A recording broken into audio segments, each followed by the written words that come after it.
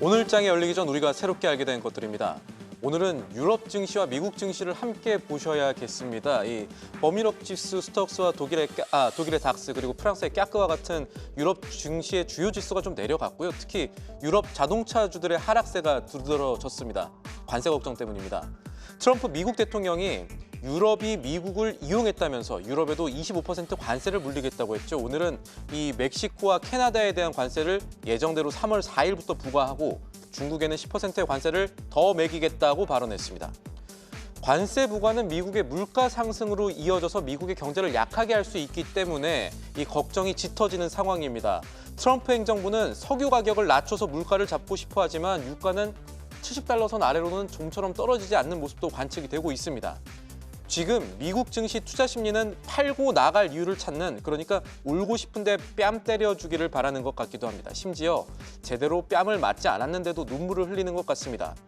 엔비디아 마진율이 70% 중반에서 70% 초반으로 하락했다면서 걱정을 쏟아내는 월가를 봐도 그렇습니다.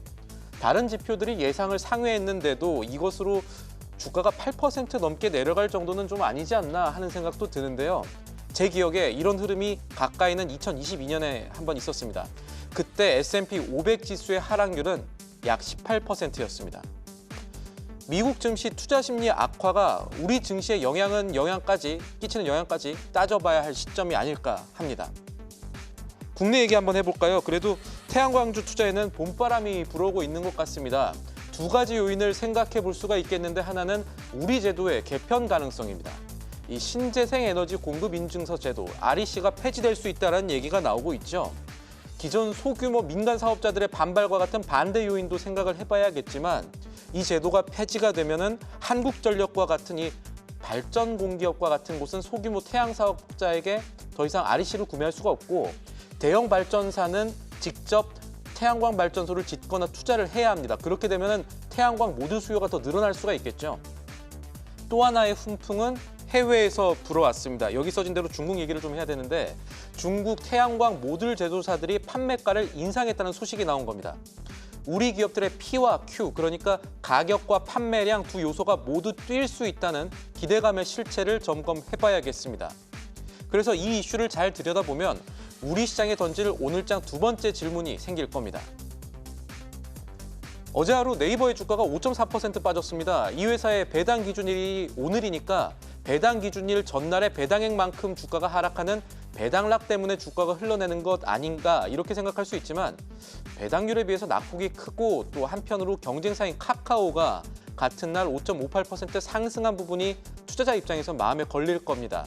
최근에 AI 투자로 투자 심리가 들어오고 있는 네이버에 무슨 일이 일어나고 있는지도 오늘장에서 살펴볼 부분이겠습니다.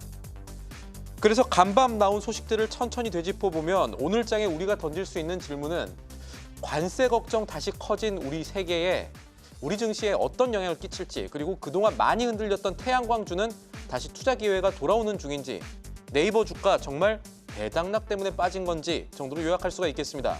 이 화두들이 오늘 시장에 어떤 영향을 미칠지 오프닝 벨이 울리기 전까지 저희와 함께 살펴보시죠. 마무리하기 전에 한 말씀 더 드리겠습니다. 3월부터는 우리 시장이 여러모로 바뀝니다. 대체거래소가 출범하면서 한국 주식거래 가능 시간이 오전 8시부터 오후 8시까지로 12시간으로 늘어납니다. 그리고 상장 규정이 바뀌면서 부실 상장사들이 증시에서 퇴출되는 속도도 빨라집니다. 우리 증시의 접근성과 건전성을 높이겠다는 시도들인데, 한편에선 걱정도 있는 게 사실입니다. 이 상장 폐지가 늘어나면 그 회사에 들어간 투자자들의 돈을 회수하기가 사실은 더 어려워진다는 뜻이고요. 주주 정의를 명목으로 금융당국이 추진하는 사실상의 유상증자 인허가제는 기술기업 같은 경우 자금 조달 창구를 아예 봉쇄하는 것 아니냐 하는 우려도 나옵니다.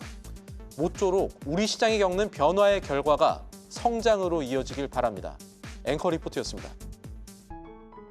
계속해서 다양한 경제 이슈를 알고 싶다면 구독과 좋아요, 알림 설정 부탁드립니다. AI 캐스터 권미정이었습니다.